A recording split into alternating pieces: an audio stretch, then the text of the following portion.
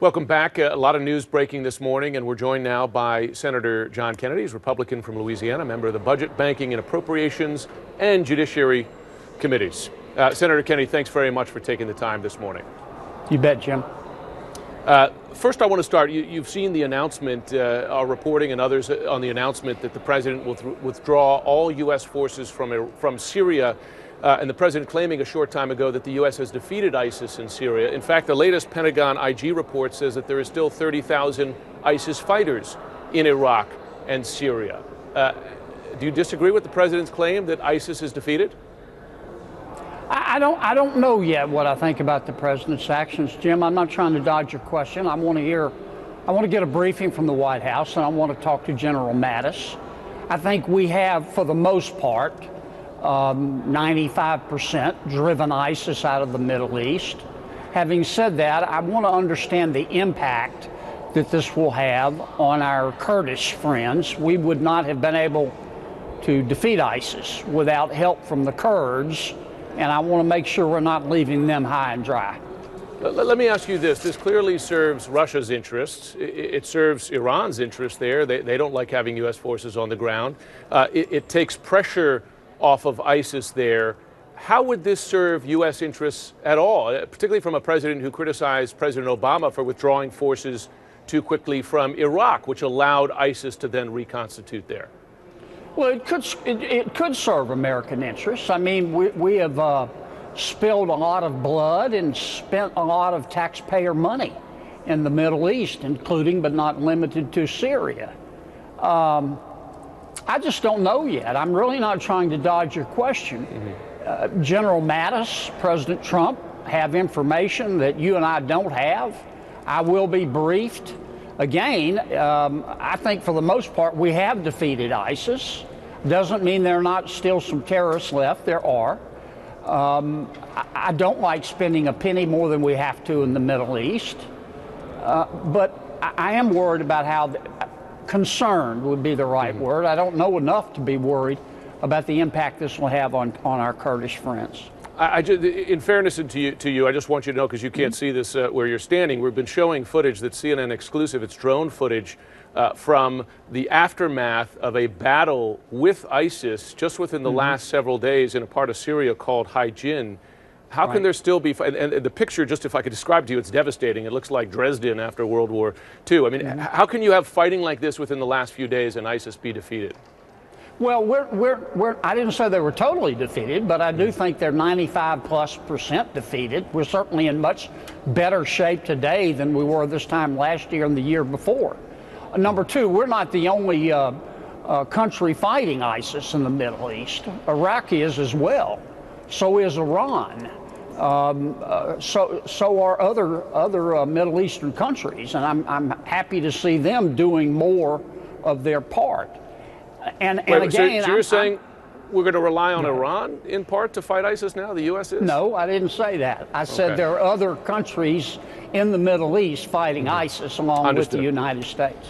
Okay. I want to move on to, if I can, to the budget debate. Of course, that's at top of your Republicans and Democrats' agenda. We've just learned that Senator Mitch McConnell, the GOP majority leader, of course, says that a short-term continuing resolution is coming here.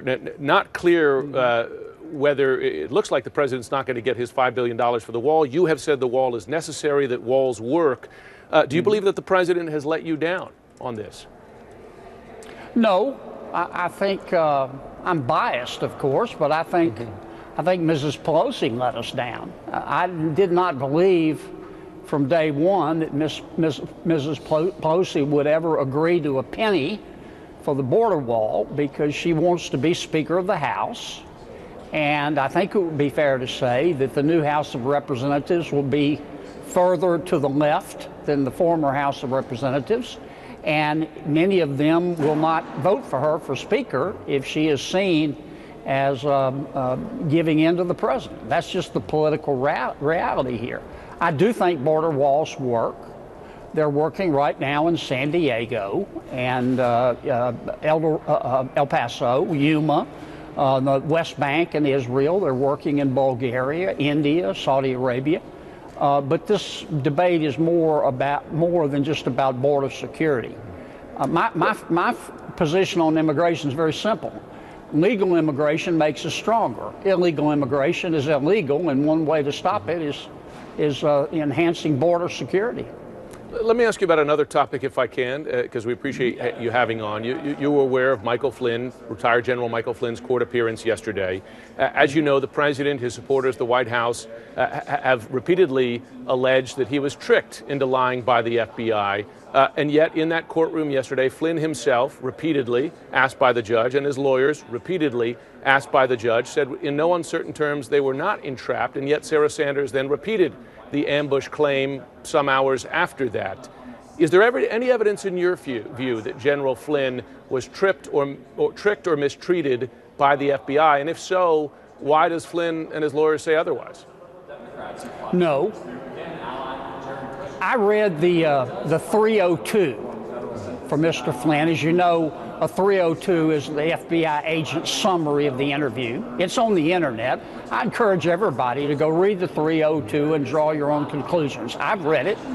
I see no indication that Mr. Flynn was tricked. There weren't any trick questions. I don't think he was coerced. He was given several opportunities to tell the truth, and he told a bald-faced lie. And that's just a fact. And is the White House then telling a lie now? So sorry, finished. I was just going to say, is the White House then telling a lie by continuing to claim that he was tricked? I don't speak for the White House, and I don't work in the White House. I do think that Mr. Flynn, 33 years as an Army general with a deep background in national security, he had to know there was a good chance that the FBI knew about his conversation with the Russian ambassador, and he chose not to tell the truth. And I think he owes an apology to the American people. I think he owes an apology to President Trump. I think he let him down. President Trump picked him to be the national security advisor for the most powerful, and in my judgment, the greatest country in all of human history, and he repaid the president by lying to the FBI, and it's a serious matter, and I think he did it. Now that's, you know, acts have consequences. And you're right, his service deserves to be noted. I've talked to a lot of folks who served with him. They make the same point. And his service does deserve to be noted. But let me tell you, Mr. Flynn, and I didn't like this either, he was an unregistered foreign agent for Turkey.